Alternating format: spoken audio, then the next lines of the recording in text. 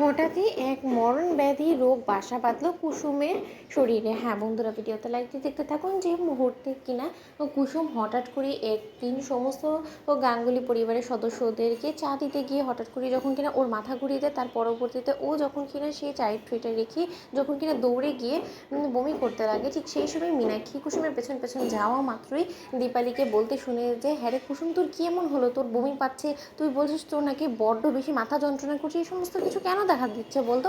এবং এই সমস্ত কিছু তো তখনই দেখা দেয় যখন কি না একটা মেয়ে পোয়াতি থাকে, কিন্তু তুই তো সেরকমও না, তুই তো বিবাহিতই না, তাহলে এরকমটা কেন হচ্ছে বলতো? ঠিক সেই সময় মীনাক্ষী এই কথা শুনে দৌড়ে যখন কিনা ইন্দ্রাণী গাঙ্গুলির কাছে ছুটে যায় এবং বলতে থাকে, দিদি গো দিদি, সাংঘাতিক একটা ঘটনা ঘটে গিয়েছে দিদি, তুমি এখনো পর্যন্ত জানো না সেই সম্পর্কে। আমার মনে হয় যেটা আমার দায়িত্ব কর্তব্যের মধ্যে পড়ে, আমি যেটা শুনেছি সেটা তোমাকে শোনানো। ঠিক সেই সময় এই কথা বলা আমার ইন্দ্রাণী গাঙ্গুলি বলতে থাকে, কি হয়েছে ছোটো, তুই এরকম হাঁপাচ্ছিস কেন বলতো, কি হয়েছে বল আমাকে। ঠিক সেই সময় মীনাক্ষী যখন বলতে থাকছি, দিদি একবার তুমি তোমার ঘরে এসো, আমি তোমাকে সেখানে বলছি। ঠিক সেই সময় তার আগে দীপালির কাছে যখন কিনা কুসুম বলতে থাকে যে, জানো তো পিসি, বেশ কয়েকদিন যাবত না আমার গা গোলানো শুরু হয়েছে, আমার মাথা ঘোরাচ্ছে, বড্ড বেশি যন্ত্রণা করছে মাথাটা, এবং তার পরবর্তীতে আমার এখন আবার বমি পাওয়া শুরু হয়ে গিয়েছে। এরকমটা কেন হচ্ছে বলো তো? আমি কোনো কিছুতেই মনোযোগ দিতে পারছি না, আমার বড্ড বেশি যখন তখন অস্থির অস্থির লাগে এবং ঘুম পায়, জানো তো অসময় অবেলা ঘুমানোর অভ্যাস যেখানে কিনা আমার একদমই নেই। ঠিক সেই সময় মীনাক্ষী যখন কিনা ইন্দ্রাণী গাঙ্গুলিকে বলতে থাকে যে, দিদি তুমি আরিপিতে নিশ্চয়ই শুনেছো যে কুসুম কী সমস্ত কথাবার্তাগুলো বলছে ওর দীপালি পিসিকে। ঠিক সেই সময় কথা বলা মাত্র ইন্দ্রাণী গাঙ্গুলি বলতে থাকে যে, ছোটো তুই কী বলতে চাস সেটা বল।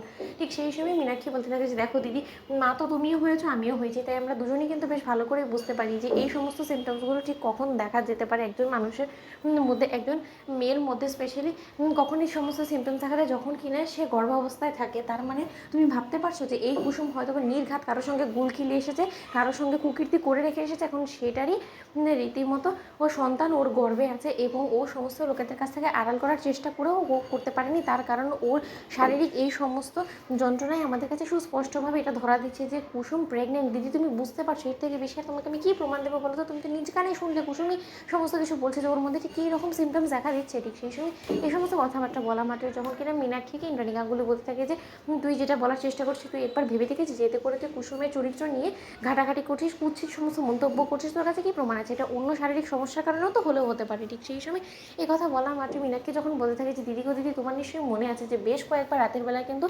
আয়ুষের সঙ্গে কুসুম বাড়ি থেকে গায়েব ছিল, এবং কুসুম কিন্তু আয়ুষের ঘরে প্রায় প্রতিনিয়তই যাওয়া আসা করে, এই সমস্ত কিছুর মাঝখানে কোনো মতে আয়ুষের সন্তান আবার কুসুমের গর্ভে নেই তো?